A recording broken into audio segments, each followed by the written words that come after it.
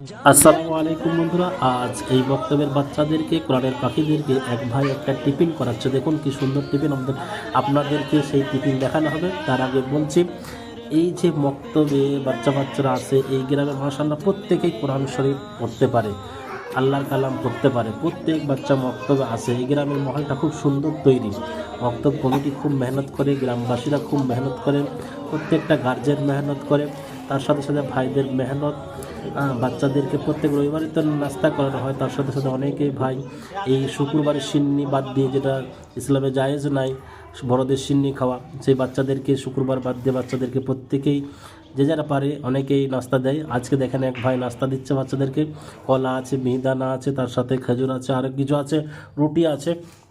তো প্রত্যেকটা বাচ্চা একটা করে টিফিন পাবে। আজকে সে টিফিন আপনাদেরকে দেখাবো। এই কোরআনের পাখিদের জন্য দোয়া করবেন, আর এই কোরআনের পাখিদের কাছ থেকে দোয়া নিয়ে যাবেন। যে ভাই যে নিউজে দিয়েছে তার জন্যও দোয়া করবেন।